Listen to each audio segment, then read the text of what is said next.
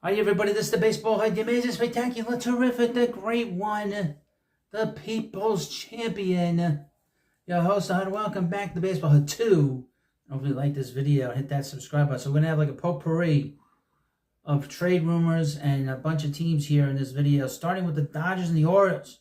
Some CBS Sports headline, MLB trade deadline rumors. Dodgers Orioles eye Tigers ace Tariq Skubal. Rockies' Ryan McMahon won't be traded. Oh, thank God. The Rockies, I'm so happy. If I was a Rockies fan, I'd be happy. The MLB July 30th trade deadline is exactly 2 weeks away, or less than that now. And even during the All-Star break, the rumors are flying. Here's the latest from the trade deadline rumors mill. Dodgers Orioles have expressed interest in Skubal. The division-leading Dodgers and Orioles have expressed interest in putting together prospect-laden trade packages for Tigers lefty Tariq Skubal, reports Sports Illustrated's Tom Verducci. There is no indication the Tigers are willing to trade their ace, though President of Baseball Operations Scott Harris would not be doing his job if he didn't at least take the calls. The Dodgers and Orioles have plenty of... Why are they giving job advice? Can I have a very simple question answered? Why are they giving him a job... giving this guy, Scott Harris, job advice? The Dodgers and Orioles have plenty of prospects to offer, especially the Orioles. They got the best farm system. Skubal, who's 27, currently leads all pitchers in the ERA and WAR, and has struck out 140 batters in only 116 innings. He has simply been one of the best in baseball since returning from a flexor injury last summer, throwing 196 in the third innings with a 2.57 ERA and 242 strikeouts. Skubal cannot become a free agent until after the 2026 season. So even if the Tigers are opening the trade, there's no rush. Ryan McMahon staying put. So glad. Oh, so glad he's staying. Rockies third baseman Ryan McMahon, our number 12 trade candidate, has been told by GM Bill Schmidt that he will remain with the team to the trade deadline. We had a good talked about it, and we came to the conclusion that I'm going to stay a Rocky. Isn't that great? A team that doesn't know what the hell they're doing is holding on to their best player. That's great. Colorado's lone all-star told the New York Post this week, McMahon is 29, is enjoying his best season yet, slashing .273 with 14 homers and terrific defense at the hot corner. He's signed to 27. The Rockies are a dreadful 34-63, but minus 169 run differential. They should probably trade him to move and then rebuild forward, because by the time they're ready to contend again, he'll be in his 40s. I mean, his 30s. No, I had it right the first time, in his 40s. They're doing such a wonderful job in Colorado. Oh, my goodness. Wish we had an owner like that with the Mets. Oh, wait a minute. We got a better owner like that with the Mets. Here's from CBS Sports again. MLB trade deadline rumors. Tommy Pham drawing interest as planned. A's may hang on to Mason Miller. And according to them, the trade deadline is less than 2 weeks away. Major League Baseball July 30th trade deadline is fast approaching. And with the MLB draft and All-Star festivities now behind us, the full focus is on the trading season. Not trading season, duck season. No, rabbit season, duck season. Rabbit, duck. Whatever. Lame. As teams continue the occasionally uncertain process of sorting out who's a buyer and who's a seller, we're getting a daily dose of trade rumors and informed speculation. Speaking of which, you can find, well, it doesn't matter. Let's do the players here. Phillies and Royals eyeing Tommy Pham. The White Sox are presently the worst team in baseball. We're going to be talking a lot about the White Sox. The White Sox are on pace to be one of the worst teams ever. Which means GM Chris Getz is likely to trade away perhaps all of his useful veterans leading up to the deadline. One of those useful veterans is outfielder Tommy Pham. And as John Heyman of the New York Post reports, the Phillies and Royals are believed to have some level of interest in dealing for Pham. Heyman adds that the Mariners and Pirates are also likely in the market for a lineup help. Pham in his age 36 season owns a current slash line of 264, 339, 368 slugging percentage. That's not very high for him. And a 102 OPS plus with 4 homers and 5 steals in 60 games. Right-handed hitting Pham remains a strong producer in platoon advantage situations, and contenders likely view him as a useful lefty masher to round out the roster. Last year, he was playing every day for the Mets. He was an everyday player with the Diamondbacks. This season, Pham has seen time at all three outfield positions.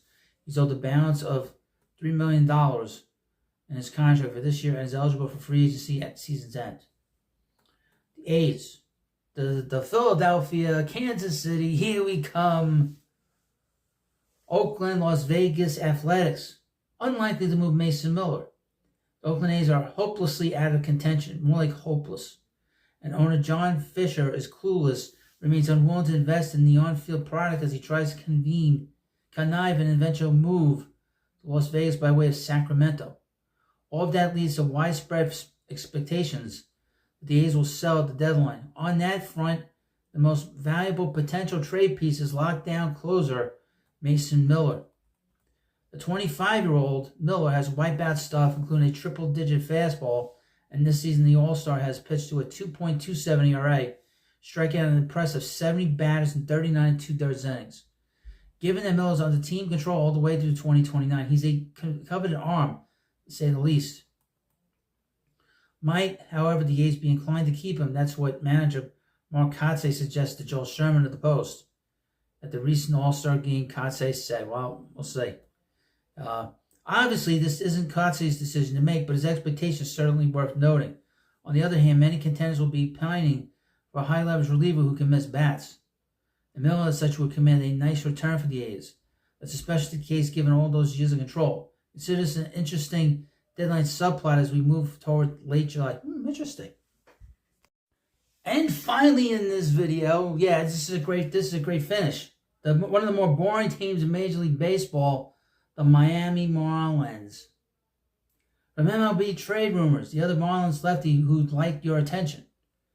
In case you've been asleep all season, the Marlins are heading into the July 30th trade deadline as sells. Oh, you don't say.